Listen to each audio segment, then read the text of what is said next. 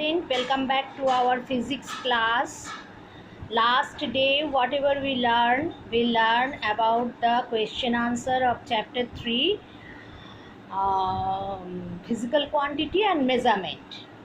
So we complete that chapter, we discuss the question answer, everything.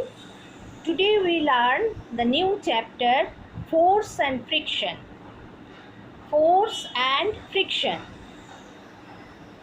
In our day-to-day life, we perform various actions such as opening or closing a door, pressing a doorbell, or lifting a book. If you observe closely, these actions are various forms of push or pull. Sometimes it is pull, sometimes it is push. Some activities is given in the classify the action given here as a push or pull. Kicking a ball, it is a push. Closing a door, it is a push. Opening a drawer, it is a pull. Like that way, here are given activities, some activities. You will find that each of these actions in activity 1 is either push or pull. Observe the picture. What is the picture? In the first case, the fruit seller is moving his hand cart by pushing it. Okay. In the second case, the girl is moving the suitcase by pulling it. Also, there is an interaction between two objects by means of push or pull. This act of push or pull caused due to an interaction is called the force. Why we are pushing and pulling? By a force we are pushing or pulling. We can define force is a push or pull acting upon an object. Push or pull are acting upon an object. As a result, an interaction. Now, effect of force. Let us find out the effect of force of an object. What are the effect of force of an object? A force can move a stationary object. The object is stationary. The object is at rest. Then we can move an object by applying the force. A force applied on a stationary object can make it move. We can move a stationary object by the force. Pulling a suitcase on its wheel is, and lifting a box from the ground are few examples of how stationary objects can be made to move by applying force. So the first point is what? A force can move a stationary object. A force can stop a moving object. Which object is in moving position? By a force we can stop it. You know that a car can stop by applying the brakes. So we can stop a moving object by applying a force in the direction opposite to the movement of the object. When you catch a ball moving towards you, your hands exert a force in the opposite direction of the moving ball. Let us do a simple activity. Take a tennis ball and place it on a table. Now, gently push the ball. What happened? The ball begins to move. Now, place your hand on the moving ball. What do you observe? The ball stops. A force can move a stationary object or stop a moving object. A body can also stop on its own due to the force of friction. You see that once when you play the football, after going some distance, it stops automatically. You are saying that you are thinking that one maybe there is a without any force it stops, but not that.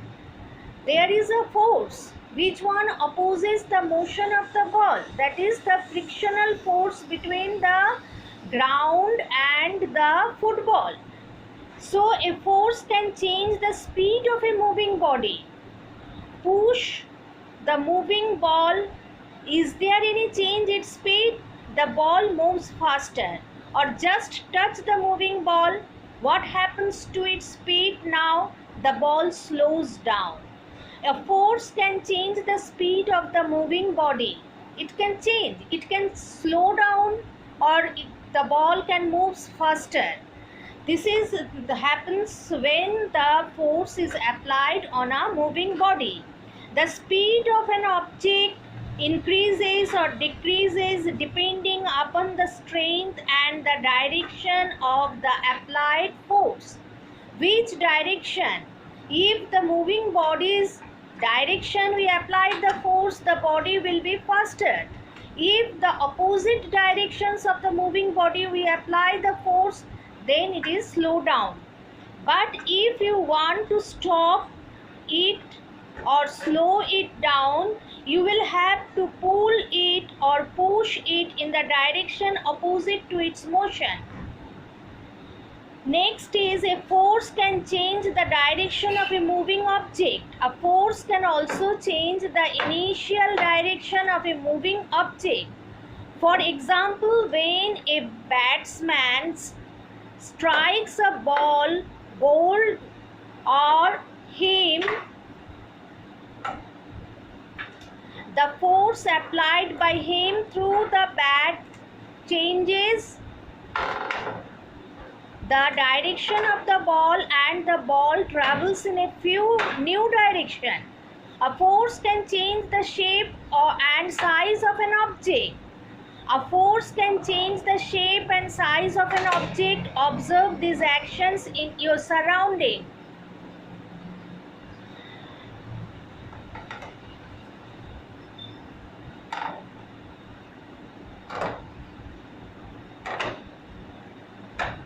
Kneading dough, stretching a string, squeezing a piece of sponge, stretching a rubber band. What do you conclude? You can take a ball of dough and make models of different shapes and size by pressing it with your hands. So ball of dough, if you take and you can make with pressing it. A rubber band becomes longer on pulling. The application of force of an object can change the shape and size. A force has no effect on the mass of an object. Mass of an object is the amount of matter present in it.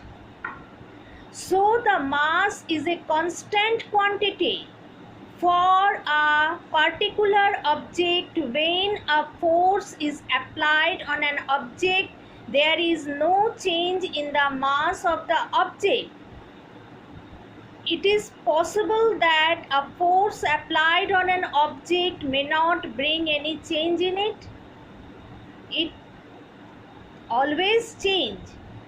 The contact force between two bodies can also act even if a rope or a stick is providing the contact. Now we have to read about the type of forces. Forces can be classified into two main types. There are two main types of force. One is contact force, another is non-contact force. What are the contact force? Some forces act on bodies only when they are in contact with the body. These are called contact force. Example are muscular force, frictional force are the Contact force, muscular force, mark it. If the pencil is in your hand, mark it. A force that is applied by the muscles of one's body is called muscular force. A player kicking a ball and a person lifting a suitcase are examples of muscular force. Animals also make use of muscular force. A horse pulling a cart is an example of muscular force. Now, frictional force. What is the frictional force? Have you noticed that however hard you push or kick a ball, it always stops after covering some distance? When a body moves or tries to move over a surface, the force that resists the motion of the body is called frictional force. So mark what is the frictional force also. What is the frictional force? When a body moves or tries to move over a surface, the force that resists the motion of the body is called frictional force. It always acts in the direction opposite to the direction of motion of the object. Hence, it opposes the motion of the object. It always opposes the motion of the object. These are the two examples of contact force, muscular force and frictional force. Now we read about non-contact force. There are some forces that do not require physical contact to act on an object. That is non-contact force. They can walk from a distance as well. Such forces are called non-contact force or action at a distance. So you mark it. The non-contact force is called also the force action at a distance. For examples, non-contact force are gravitational force, magnetic force, electrostatic force. What are the gravitational force? Mark it. All objects in the universe attract each other with a force called gravitational force. Gravitational force can be defined as a universal force of attraction that exists between any two objects. They have mass. For example, your body has certain mass, so it exerts a gravitational force on all other objects around you. But this force is not visible because it is not strong enough to attract the nearby objects towards you. However, the gravitational force exerted by the earth is very strong. This force attracts all objects on the earth towards its center. That is why all objects on the earth stay on the ground. Also, when an object is thrown up, it always falls back on the ground. This shows that the earth's gravitational force attracts an object towards it even when it is not in contact with ground. The gravitational force exerted by the earth is called gravity. Gravitational force always attracts. This is the gravitational force. Mass and weight. Mass and weight means completely different things in physics. The amount of matter that an object contains constitutes its mass. The gravitational force of the earth acting on this mass is called the weight of the object. The mass of an object always remains same, where the weight of an object varies when it is subjected to different gravitational force. For example, the weight of an astronaut on the earth is 6 times her weight on the moon, as the gravitational force of the earth is 6 times the gravitational force of the moon. But the mass of the astronauts remains the same in both the places. Next is magnetic force. A magnet is a piece of iron or other material that has a property to attract metals such as iron, nickel, and cobalt from a distance. The force of attraction between the magnet and the metal is called magnetic force. Activity 5. To verify that a magnet attracts iron objects from a distance, we required a bar magnet and few iron pins. Bring the bar magnet slowly towards the pins. As the magnet is brought closer to the pins, they get attracted towards the magnet from a distance. This shows that a magnet attracts iron objects from distance. Weight is not the same as gravity. You can have gravity without weight, but you cannot have weight without gravity. Weight is a force caused by gravity. Magnetic force comes into play even though the magnet and the iron pins are not in direct contact with each other. So the magnetic force is a non-contact force. A magnet only attracts iron objects. It also attracts and repels other magnets.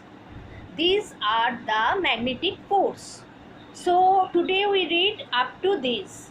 Contact force and non-contact force up to magnetic force.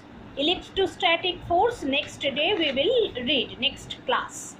Okay, so what today we learn about the push and pull. What is the push and pull? Why the push and pull? How the push and pull are effect? Efforts of force. A force can move a stationary object. A force can stop a moving object. A force can change the speed of a moving object. A force can change the direction of moving object. A force can change the shape and size of object. The type of force: contact force and non-contact force. In contact force, muscular force. What is muscular force? What is frictional force? In non-contact force, what is the gravitational force and what is the magnetic force? We learn today. Non-contact force or force from a distance is the non-contact force means the gravitational force and magnetic force. These two today we learn. Okay.